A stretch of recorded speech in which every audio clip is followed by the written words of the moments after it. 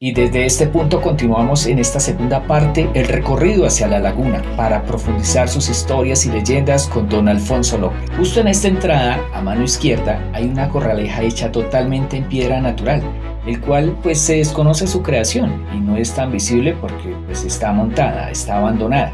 Pero lo curioso de ella es ver su estructura, su tamaño y que aún no pierde su forma.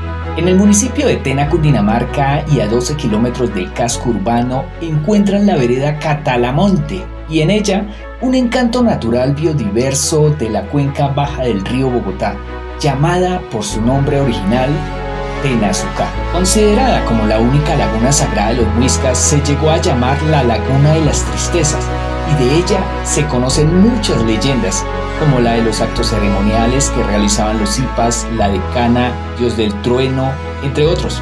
Y es por eso que hoy conoceremos la correlación entre la leyenda y la vivencia personal. Se deja claro que a esta reserva está prohibido el ingreso, solo obtuvimos un permiso de acercamiento, con el compromiso de no alterar la tranquilidad natural del lugar y de compartir con ustedes la majestuosidad de estos lugares sagrados que se deben conservar y respetar en Colombia. Historias y leyendas hay varias ya en las redes sociales. Es por eso que hoy conoceremos a partir de la experiencia y la vivencia. Así que amigos, bienvenidos. Este lugar era el intercambio entre los muiscas, que es de lo alto, y los panchos, que es de aquí para abajo. Es un lugar de paz, de tranquilidad. Si se quiere, como lo dice aquí en este libro, es un sitio como un principado estilo mónaco. Nadie peleaba aquí. Aquí no había tiros, es un sitio de tranquilidad, de mucha paz. Y eso es lo que se respira cuando entra uno por esa puerta o cuando llega uno a la zona. El silencio, la paz, la armonía. Y el viento que respira uno.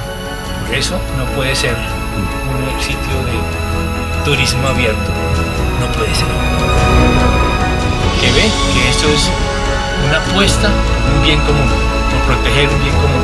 Un bien no para nosotros, no para la región, es para el universo, para el mundo, para todo el mundo que sienta que estar aquí hay una conexión clara y que se ve uno y dice, realmente hay que tener un ejercicio de darse cuenta que hay que vivir dignamente en el campo. Entonces cuando hablamos de conexión con la naturaleza, es conexión con nosotros mismos, conexión con la naturaleza. Y obviamente de aquí para allá se desprenden muchas historias. ¿Vamos a ver la laguna? Sí, claro, sí, para allá vamos como dicen. Mi mamá, abuelita y otro burro era de mi papá. El de mi abuelita se llamaba Cuartillo, un burro negro. Y el de mi abuelo se llamaba Cucacuy. Es un animalito que alumbran de noche entre el monte. Y nos fuimos a removerlos con mi papá. Al estar arriba en el alto de la finca de mis abuelos, se ve la laguna abajo allá. Se ve toda la laguna, pero abajo allá, como a 1 kilómetro. Cuando íbamos subiendo a ver los burros, entonces dijo mi papá, oiga, la laguna va a gramar. Él ya sabía porque ellos fueron criados ahí. Dijo, la laguna va a gramar. Cuando dijo que la laguna va a gramar, cuando se principió a sentir por debajo tierra, como que la tierra temblaba y se oía un ruido diferente, una vaina como, así como, pero a qué sea qué profundidad. Y dijo mi abuelo, dijo, póngale cuidado a la laguna. Cuando principia esa laguna a hacerse así, a batirse el agua. Y se principió a formar ese semejante hueco, porque es que la laguna es grande, a formarse semejante, se veía ese hueco en el centro de la laguna. Seguro acostumbrado ya a ver esas cosas de la laguna. Ya pasamos más arriba, pues, por unas estacas que se hacían unas estacas para amarrar los animales. Y ya enterramos las estacas, le pusimos pasto a los burros y ya la laguna la volvió a quedar y fue formándose normalmente lo que había, digo porque lo vi. Okay. Es que nosotros en esa laguna mucho hicimos lo que no pudimos fue secarla, pero el resto hicimos muchas cosas, hacíamos balsas del mismo junco que se da en redonda la laguna. Sí. Unas vainas como así de gruesas en 3 varas de un palo que se da que de este lado, que pues si vamos a ver, ahorita les muestro. Hay una parte que llamamos la chapa del monte y hay solo balso, que es una vara, así esté verde, pero es muy liviana, ¿sí? Se llama balso y dicen que eso sacan la pólvora. Cortábamos las varas, esas varas como hacia aquí allá está el señor de 12, 15 metros, las cortábamos gruesas y las uníamos con bejuco, solo bejuco que llaman chinche y uno que llaman guayacán. Las uníamos muy bien amarradas. Tres varas, 2 largas y ya unas corticas como de 3-4 metros y las íbamos acortando a que la balsa que hacíamos quedara en punta. Y ahí amárrele palos encima y encima ese junco y corta el junco y eso cada una de más de 1 metro. No, ya no, pero llegaba el momento en que ya no se consumía más, ella se sostenía. Y mis tíos o mi abuelo con sus escopetas y otros remando. Otros 2 remando, uno por este lado y otro por este lado. Entonces estudiaba uno, por ejemplo, la ola para dónde iba a esas horas y a dónde iba a arrimar los animales que se morían. Por el centro de esa laguna, por toda la orilla, por todo. Y claro, los patos se consumían al vernos. Pero ellos ya hasta eso sabían ellos, en la forma en que el pato se hunde, sabe uno para dónde va a salir. Lo nombraban zambos y los otros los monos y otros los llamaban los mapaches o algo así. Aquí adelante, aquí, que yo le decía a la señora ahorita que allá se formaba una isla, donde quedaba un pedazo de potrero y había un guarumo, un palo. Y contaba mi abuelo que ahí llegaban, esto era monte, aquí todo estaba cerrado, la laguna del monte. Entonces, es que él haciéndole cacería a las orugas, y cuando encontraban unos animales de ellos, cogían al otro, y entre varios le tenían las patas y los brazos contra el palo aquí atrás, y los otros con bejucos, dele vueltas hasta que lo dejaban inútil, sin poderse mover, y otros con bejucos mismos, dele fuerte, y los mataban ahí. Yo sí conocí cuando la laguna se unía de un lado al otro ahí, y se llama la isla, y más allá se llama el lavadero, y allá al otro lado se llama el rincón, allí se llama la arenal, aquí se llama el muro. Hoy estamos con mi papá desde acá de la laguna de Pedro Palo. Él fue criado, él en este momento tiene 78 años, a finales de agosto cumple 79 años, criado acá con mis abuelos y bisabuelos cerca de la laguna de Pedro Palo, y dentro de eso se han dado muchas historias. Todas las historias que yo he contado, o algunas de las tantas, es porque me las ha contado mi papá. Ojalá esto le sirva a Arbey, me parece interesante su programa que hace, y me parece muy bueno que haga todo esto del cuidado de la naturaleza y demás, y que no se pierdan todas esas historias como las que sabe mi papá, que de pronto seguramente a futuro le puedan servir a sus nietos o bisnietos o a alguien en general. Una de las tantas historias que he escuchado de la laguna de Pedro Palo es, por ejemplo, de que mi papá cuenta que hay unas escaleras trabajadas, punteradas o no se sabe muy cómo, bien trabajadas, muy bien labradas, que van hacia el fondo de la laguna. Un tío contó en algún momento que él hizo una balsa en la laguna y mató un pato y se le quedó muy lejos de la orilla, y él se metió en la balsa a sacar su pato, y resulta que él iba con los pies entre el agua, y en un punto de la laguna él con los pies sintió que habían 2 columnas, tal vez de entre 30 y 40 centímetros, contó él en su momento.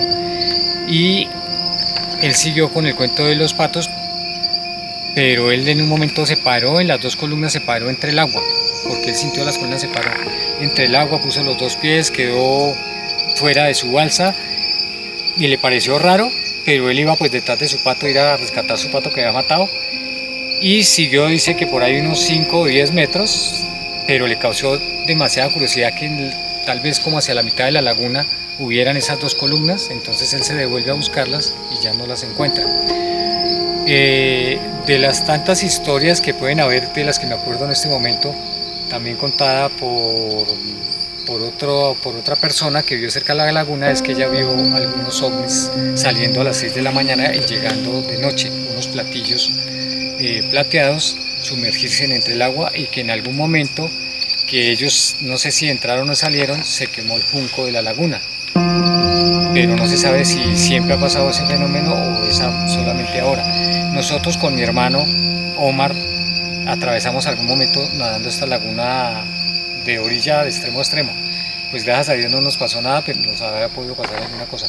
Pero el que más es conocedor de la laguna es mi papá, porque él se crió en esta laguna, y mis bisabuelos por allá desde 1890 seguramente conocieron muy bien esta laguna. Y ahora pues a mí me interesa toda esta historia pues debido a lo mismo, de que mi familia paterna han contado muchas historias interesantes de esa laguna. Dicen también, dentro de tantos mitos y tanta cosa, es de que la laguna de Pedro Palo, el fondo está a ras con o a nivel de la iglesia de la torre de la iglesia de Tena. Lo que dice mi hijo del asunto de las piedras es una realidad, porque uno no tiene por qué inventar cosas que no ha visto ni ha sentido ni nada, ¿no? Había unas piedras, hay una parte que llaman la cueva, a la orilla de la laguna que hay una piedra, y de ahí se bajaban unas escaleras, van las escaleras hacia la laguna, hacia abajo. Y contaba mi papá, Marco Aurelio López, que fue uno de los que ayudó a sacar el agua para la mesa, de que cuando ellos abrieron la compuerta para que principiara a bajar el agua para la mesa, la laguna bajó un nivel siempre bastante, ¿sí? Y que ellos alcanzaron a ver una torre dentro de la laguna, una torre con un gallo encima de la punta de la torre. Como ella bajó como, según dije, como casi 5 metros del nivel. Entonces ellos alcanzaron a ver esa torre. Ok, perfecto. Eso en 1938, ¿sí? 37. 37. Salió por primera vez el acueducto para la mesa. Y ahí salía el agua para la mesa. Día que sean, porque ahí hay unos barriles que van hasta abajo, que tienen más de 8 metros de profundidad. Con escaleras. Okay. Sí, con escaleras para bajar, porque hicieron eso con la condición de que pronto se fuera algún palo o alguna cosa de la compuerta para adelante y tapara la tubería y no dejara salir el agua. Sí. Entonces hicieron esas compuertas para poder bajar hasta abajo al fondo donde va la tubería, que es una tubería de 20 pulgadas. ¿Qué pueblos se iban a surtir de agua con esta represa? Propiamente era la mesa. ¿Solo la mesa? La mesa, sí, señor. Okay. Y bajaba por gravedad, nada de motores ni nada. Solo por gravedad. Me cuenta que su papá estuvo en la construcción de ese proceso. En ese trabajo, sí, señor. ¿Alguna historia que recuerde que su papá le haya contado con respecto a la hechura de esta represa en su momento? No, así él no, porque como él era, como le dijera yo era de que a uno no lo tenía como en cuenta para contar historia ni nada, sino como que se lo pasaban por alto, ¿sí? No como ya que yo le cuento a mis hijos o a mis nietos cosas. Trato antes de comentarles cosas de lo que vi o conocí. En cambio, en ese tiempo no, yo no sé. El único tema era que, así que contaba algo, era que se emborrachaba. Se emborrachaban. Estaba haciéndole mi abuelo en la cacería unas borugas, como tocas de noche. Ok. Entonces, eso se hace se consiguen donde hayan 2 varas así cerquitas, ¿sí? Y se principian a amarrar unas varas así para subir hasta bien arriba. Y ahí se asienta uno a esperar al... Mire, y él estaba allá tarde de la noche haciéndole la cacería a los animales cuando él sintió que las varas se movieron, donde él estaba sentado. Y dijo, como en ese tiempo era como así como algo, suelta la boca. Eso es tal por cual seguro de vinieron ahora me van a molestar, no me van a hacer cacería. Y que sacó la linterna y alumbró para abajo así, por donde iban las varas atravesadas. Cuando es que vio 2 manos así, las solas manos, subiendo por las varas arriba, pero es que una uñotota y llena de pelo. Y el hombre, ¿cómo sería el susto? Lo que sea que él se asustó, y cuando amaneció el otro día aquí donde digo yo, donde se llama la cueva, que ahí hay un pedregal y solo zarza, esa mora que llaman, y eso es solo espina. Que amaneció ahí hasta que, aquí en este pomarroso que nombrábamos antes, ahí estaba el corral de los terneros donde ordeñaban las vacas. Y mis tías venían a ordeñar ahí cuando oyeron que gritaban por allá. Que dijo mi tía Silvia, es que dijo, hola Lucila, ese es mi papá, ¿qué sería? ¿Dónde estará? Y pusieron a ponerle cuidado cuando lo oyeron que estaba por allí y se vinieron, pero que ya no encuentran por dónde fue que él entró ahí.